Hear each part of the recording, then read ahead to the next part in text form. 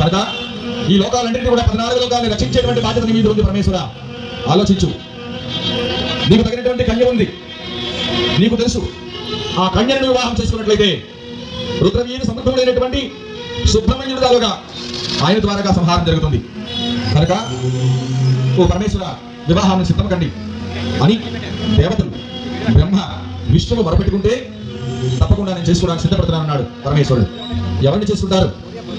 ఆ హిమాలయానికి అధిపతి అయినటువంటి హిమవంతుడు కుమార్తె అయినటువంటి పార్వతి గౌరీదేవిని నేను వివాహం చేసుకుందాం అనుకుంటున్నాను. కనుక నేను ఈ రోజే సంకల్పం చేస్తున్నాను. సప్త ఋషుల్ని నేను పిలిపిస్తున్నాను. ఈ సప్త ఋషుల్ని అరుంధతితో సైతంగా వర్తమానాన్ని పంపిస్తాను, రాయబారానికి పంపిస్తున్నాను.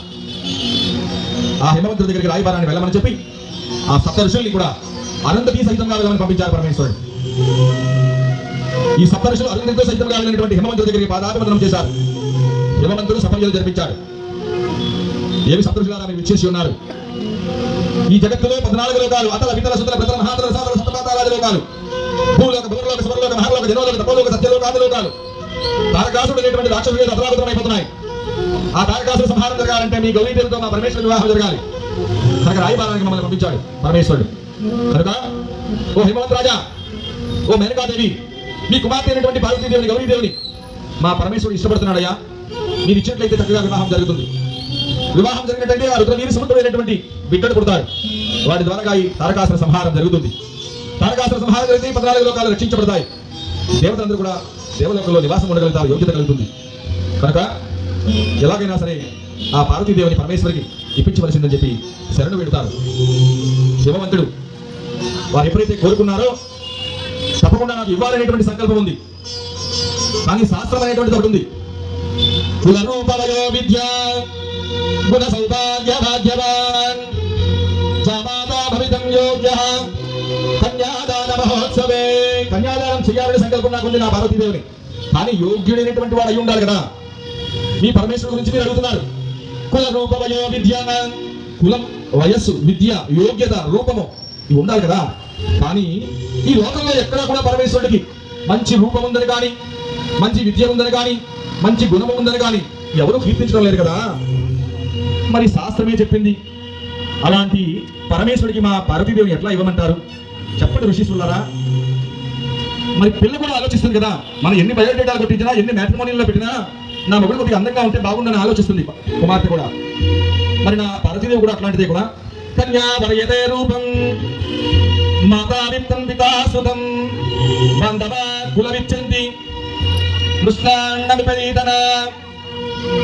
మరి నేను ఒక్కడే ఈ సమాధానం చెప్పడానికి కుదరదు. మాతావిత్తం ఆ మేనకాదేవి పక్క నుంచి ఆలోచిస్తూ అడుగుతున్నది, నన్ను చెవులో కలుగుతున్నది. ఏమైనా డబ్బు ఉందా పరమేశ్వరుడి దగ్గర? పార్వతీదేవి పక్క నుంచి చూస్తున్నది నా కుమార్తె అందగాడా కాదా, పితాసుత నాకు అనుమానం ఉంది. ఏమైనా చదువుకున్నాడా లేదా? మరి ఇన్ని యోగ్యతలు మీ పరమేశ్వరుడికి ఎక్కడా కనిపించినట్లేదు. మరి అలాంటి పరమేశ్వరుడికి నా పార్వతీదేవిని ఎట్లా ఇవ్వమంటావు? ఇది శాస్త్రం చెప్పిందయ్యా ఋషీశ్వరులరా. మరి అట్లాంటి ఋషీశ్వరులు అడిగినటువంటి పరమేశ్వరుడికి ఎట్లా ఇవ్వమంటారు నా పార్వతీదేవిని? నాకు ఒక్కదానికైనా మీరు నివృత్తి చేయగలిగితే తప్పకుండా నా పరమేశ్వరుడికి మా పార్వతీదేవిని ఇచ్చేస్తాను. నా పరమేశ్వరుడికి ఏమి తక్కువ ఉందయా? రూపం, గుణము, డబ్బు, విద్య అన్నీ ఉన్నాయి కరెక్టే. కానీ లోకంలో చెప్పుకున్నటువంటి మాట మాత్రమే నేను చెప్తున్నాను అంటున్నాడు హిమవంతుడు. ఏమి చెప్తున్నాడు? హలా హలా నల వినీల కలంక కంట జ్వాలామణి కలిత లోచన బాల బాధ ఆలోల భీకర భుజంగ విభూషితాంగ చేలాయమాన గజ జన్మధరో గిరీశ. హలా హలా నల ఆయన విషము పుచ్చుకుంటాడని చెప్పుకుంటున్నారు. లోకమంతా కూడా కీర్తిస్తున్నారు. మీ పరమేశ్వరుడు విషం తాగుతాడని అంటున్నారు. మరి అలాంటి పరమేశ్వరుడికి నా కుమార్తె గౌరీదేవిని ఇవ్వమని కోరుకుంటున్నారా? మరి ఇంత 17 మంది దంపతులు కూర్చొని పరమేశ్వరుడికి పార్వతీదేవిని ఇచ్చిమంటే ఎట్లా ఇచ్చేస్తాం? వాళ్ళకి ఒక ఆలోచన ఉంటుంది కదా. వినీల కలంక కంట ఎక్కడో కంఠమ దగ్గర నల్లగా మచ్చ ఉన్నదని పరమేశ్వరుడికి చెప్పుకుంటున్నారు. అలాంటి మచ్చ ఉన్నటువంటి పరమేశ్వరుడికి మా పార్వతీదేవిని ఇవ్వమంటారా? జ్వాలావలి కలితలోచన పాలభాగా 3వ కన్ను ఉన్నదని చెప్పుకుంటున్నారు. నుదుటి మీద 3వ కన్ను కూడా ఉందని చెప్తున్నారు. 2 కళ్ళే ఎక్కువ, ఇక 3వ కన్ను కూడా ఉందని చెప్తున్నారు. కనుక అలాంటి పరమేశ్వరుడికి మా పార్వతీదేవిని ఇవ్వమని కోరుకుంటున్నారా? ఎంత ఘోరమయ్యా. దానికి ఏదైనా ఒకటి చెప్తే ఎందుకుందో తెలియజేస్తే తప్పకుండా మా పార్వతీదేవిని ఇచ్చేస్తాను. అలోల భీకర భుజంగ విభూషితాంగ భుజాలకన్నింటికి మెడలోని పాములు వేసుకొని తిరుగుతాడని చెప్తున్నారు. మరి అలాంటి పరమేశ్వరుడు పాములు వేసుకొని భుజం మీద కట్టుకొని మెడలో వేసుకొని బుర్ర మీద చుట్టుకొని తిరుగుతుంటే అలాంటి పరమేశ్వరుడు పక్కన మా పార్వతీదేవి అల్లారముతుగా పెరుగుతున్నటువంటి గౌరీదేవి ఎట్లా ఉంటుందయ్యా చెప్పండి ఋషీశ్వరులారా అని హిమవంతుడు మేనకాదేవి వచ్చినటువంటి ఋషీశ్వరులను అడుగుతున్నారు. చూడండి బాగానే ఉంది.